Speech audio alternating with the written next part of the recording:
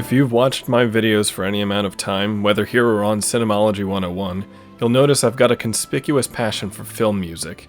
Mainly, I've been devoted to the Western Hollywood crop of composers, masters such as Alfred Newman, Bernard Herrmann, Jerry Goldsmith, and sometimes John Williams. Of course, I love many French, Czech, and British film composers too. And that's just those in the Western movie industry, as you can see here on this very opinionated tier list. In Japan, it seems that these kinds of big, romantic scores have never really gone out of style. That is owed to the way, I think, that Japanese audiences treat movies, perhaps with more sincerity than Hollywood might. But I'm not here to offer a pro and con of East versus West movie scores. What I wanted to do is go down a list of what I consider the greatest orchestral anime scores ever. My rules for this list are that the score needs to be at least partially performed by a live symphonic or studio orchestra. So, unfortunately, awesome scores like Akira, Dirty Pair, Project Eden, or Cowboy Bebop won't be on here. Instead, I wanted to highlight anime's shining examples of film composition. It boils down to my favorites. Of course, it's subjective, and limited to my own knowledge. However, I believe that these scores contain some of the best music that this wonderful medium has given us.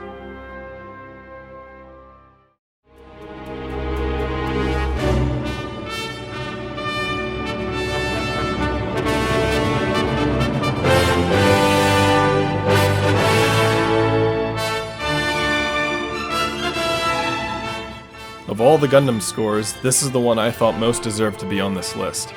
Also, nothing quite makes an impression like seeing and hearing a film on the big screen. Something incredibly important to all good scores is orchestration and arrangements. Often I'll find that while a score could have a good-sized orchestra, or even a decent melody, if the orchestration is not all there, then it may sound stale and rigid. Here, the orchestration, as well as the mixing, is beautifully done to grand effect.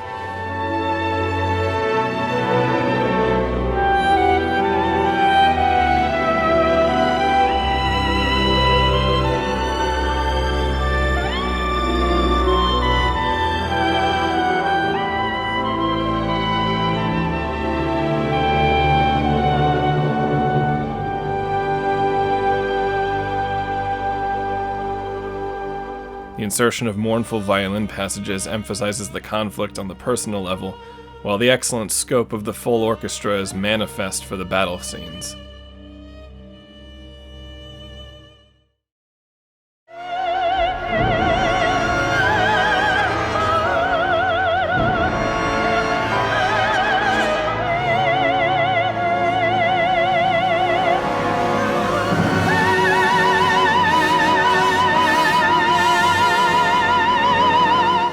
I only put this score lower on the list because it's not all original, and yet the presentation of it demands attention. Yoko Kanno is the genius of anime scoring. Her talent is one that hopefully breaks out into the West before long. Of course, she's been known for Cowboy Bebop and Macross Plus, but Kanno is a composer in her own right. Magnetic Rose from Otomo's Memories anthology film is one of the greatest pieces of anime ever made. In it, a group of space cleaners finds a derelict spaceship once owned by an opera star. Therefore, the score is built upon Puccini's Madame Butterfly. Kanno augments much of the excerpts from the opera with electronics or veers off into original territory. Some cues, such as the moving Emily, are Kanno's own and demonstrate the emotional power that she can wrest from symphonic composition.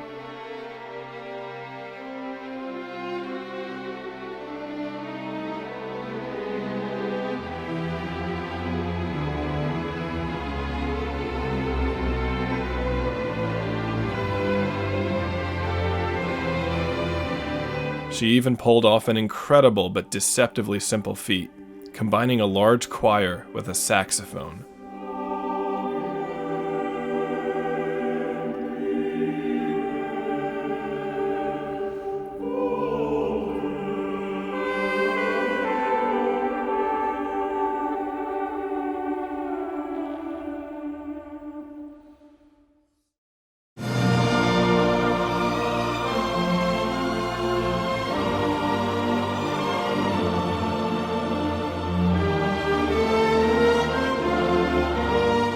Speaking of anime that include opera, Giant Robo shines with the excitement of old adventure stories, and so does its music. Perhaps to set it apart from the distinct sound of Japanese orchestras, the score to Giant Robo was performed by the Warsaw Philharmonic Orchestra. With the quasi-diesel punk aesthetic of the series, one is reminded of memories of Batman the Animated Series or the Fleischer Superman series. There are some very powerful arrangements that are rarely heard in typical Japanese scores, such as the horns in the cue Arrival of Giant Robo.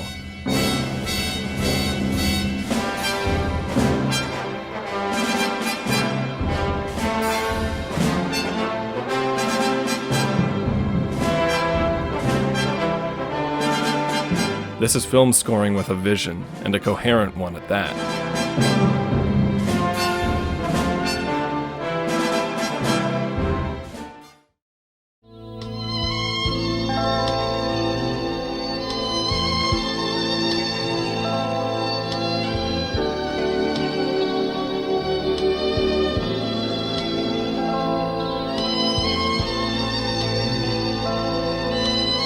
Future War 1980X is a somewhat interesting World War III drama made memorable by a dynamite score. The name Seiji Yokoyama is one you're gonna hear a couple more times on this list. His contributions to arrangements are instantly recognizable and constitute their own style in and of themselves, even if the music was written by Shinsuke Kazato. What you have here is a monumentally full score that elevates the film it accompanies.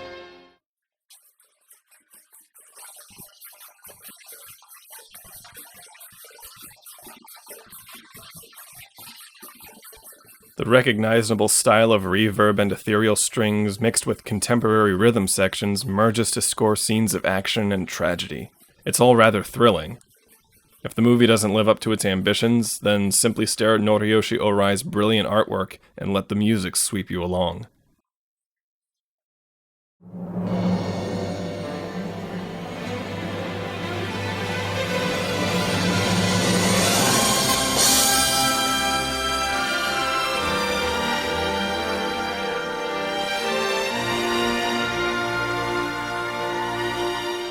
The works of Leiji Matsumoto are as close to mythic in style and substance as you're likely to find in anime, and the music that accompanies the first Captain Harlock TV series magnifies this. Yokoyama's music is one of the first things to stand out in this classic series.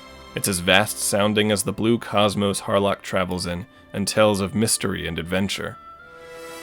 As with much of Seiji Yokoyama's music, there is a rhythm section that places it in its late 70s, early 80s period, but this only somehow gilds the sense of romance even more. A melody like Maya's song on the ocarina is indelible and melancholy, while the music accompanying Harlock and the crew of the Arcadia is rousing and heroic. All of this is arranged and orchestrated to perfection by Mr. Yokoyama. It's so good, as with many great scores, that it plays beautifully on its own.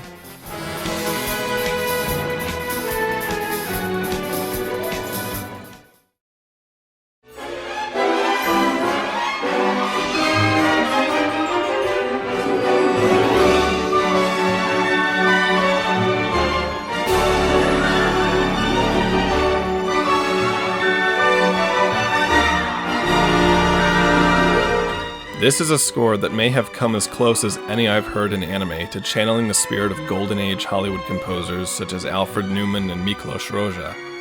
Particularly Miklos Rozsa, who was known for scores like Ben-Hur. The Five-Star Stories has the scope of Dune and succeeds as a window into a much vaster, stranger science fiction universe than commonly found in anime.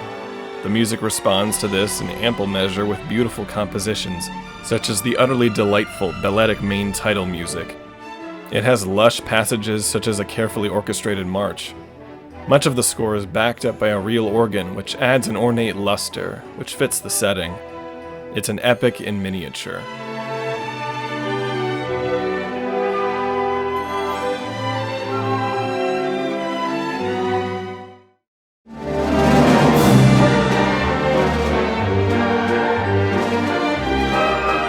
This I'm going to put forward is Hisaishi's best score, for a Miyazaki film or otherwise. It demonstrates a wonderful use of the orchestra in imitating European composers, and some wonderful development of themes. Arguably, this is the most popular theme for a Miyazaki film, and it makes sense. Everyone loves a waltz. The score starts, on the album anyway, with an attention-grabbing prelude on an organ, and it doesn't disappoint from then on. Music for the battle scenes is furious, while the music accompanying Sophie's journey into Howl's past includes a haunting motif for solo trumpet. This is then developed and fulfilled in a truly outstanding piece of music, some of which did not end up in the film. There are plenty more gems within the score. It's a masterpiece.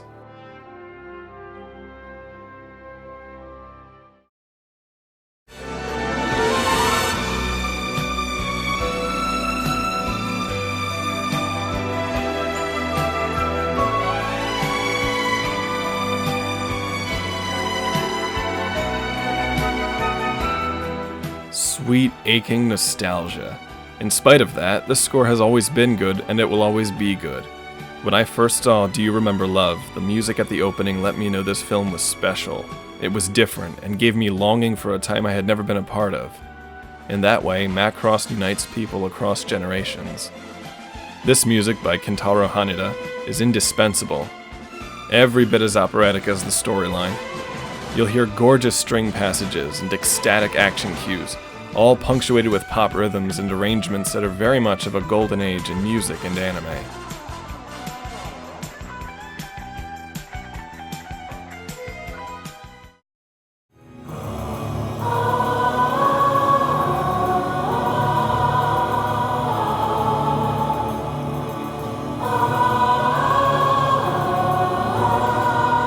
The fate of destruction is also the joy of great music. With Hideaki Anno's finale to the original Neon Genesis Evangelion series, the music picks up this sense of finality, but also fulfillment. Sakisu's music for Evangelion, for me, has been somewhat consistent. In a way, he improved with the later films and expanded on the material he composed for the TV series. But with End of Eva, there is a tangible sense of desperation, of angst. We feel this for the characters and for the existence of everything by the end. There is brooding music of impending death as with the invasion of Nerve. Then we are given contrapuntal use of classical music with Bach's Air on the G-string. Not to mention one of the most memorable cheerful during destruction songs in anime history. Then there is music of a cosmic nature. Yet, when the most important decision in the film has been made, that's when Sagisu releases an incredible composition titled Expansion of the Blockage. There is satisfaction, bittersweet beauty, and even hope in it. Definitely the latter. The score for End of Eva carries a lot of baggage, especially with its development of themes from the series. This climactic cue, however, contains the true message of the film.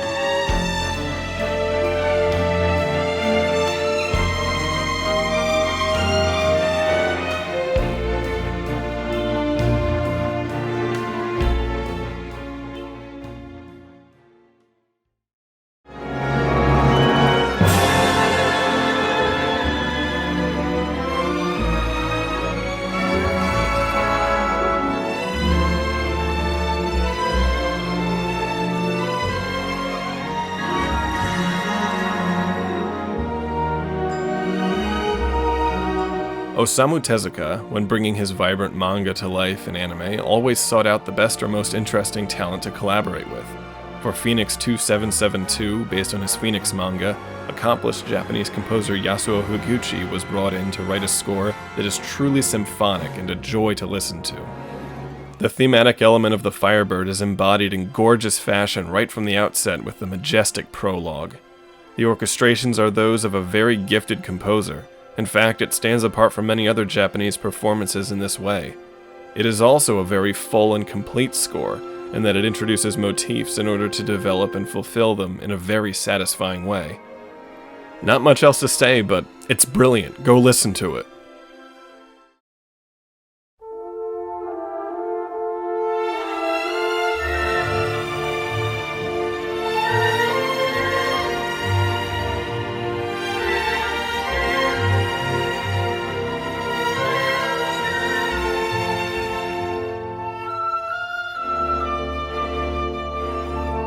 This sweeping, at times somber epic of honor, friendship, and love is the only true successor to the Captain Harlock TV series. If any of Leiji Matsumoto's works could be turned into an opera, this is it. It contains scenes that would make perfect sense as arias or duets. And yes, the music is phenomenal. The score has an aged feel, interspersed with well-chosen classical pieces, such as Albinoni's Adagio in G. Toshiyuki Kimori's own compositions do not fall short, of course. The opening title music is full of bitterness, regret, and longing. This cue is repeated later as a confirmation of the principles by which Harlock fights for freedom. By far the most heartbreaking music Kimori wrote was for the love between Maya and Harlock. It is tragic and also tender.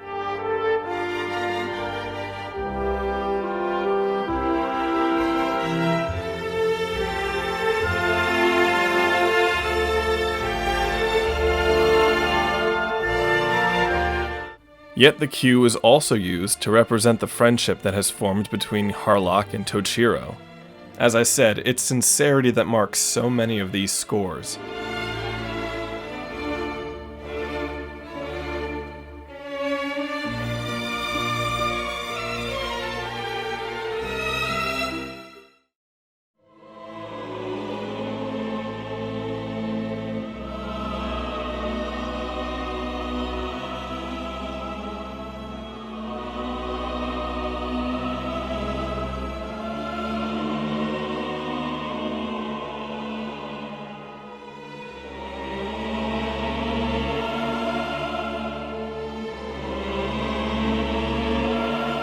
An enigmatic and beautiful film deserves an enigmatic and beautiful score.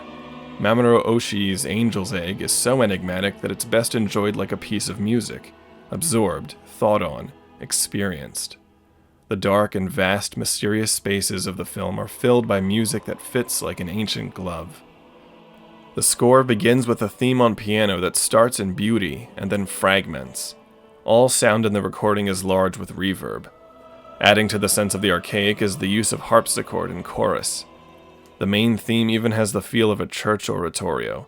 Of course, that's right on track for Oshii's purposes. It's dark, it's luminous, and just gorgeous. The complete score would be right at home in the concert hall.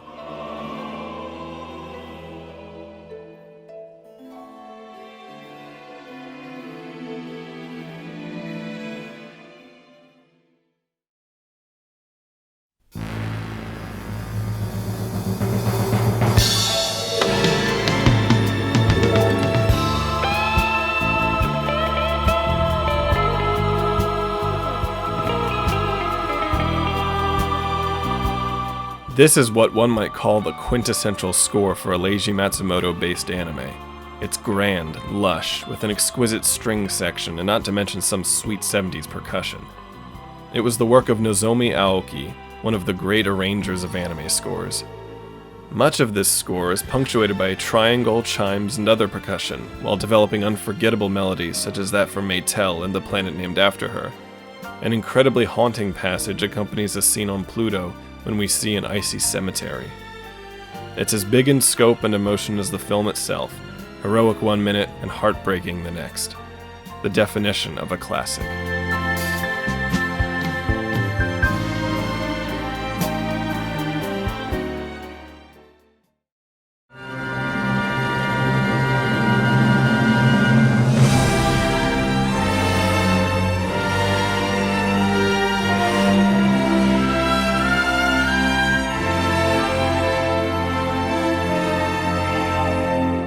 Here it is, the greatest score ever written for an anime.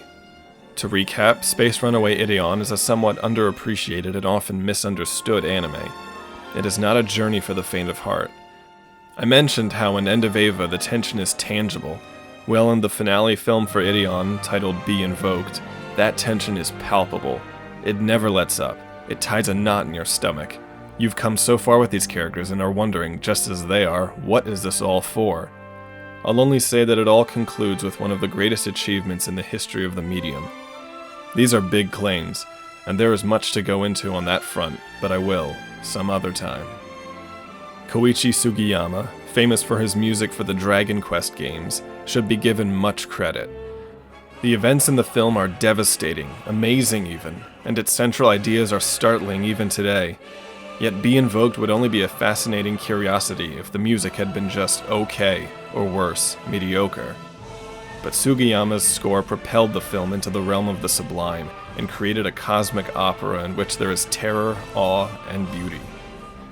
As the final crescendo of Cantata Orbis fades, we are left stunned, edified, fulfilled, and speechless.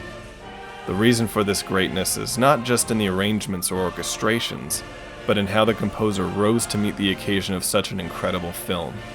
And he met it superbly. As with all great works of art, the music ends with more than a little bit of hope.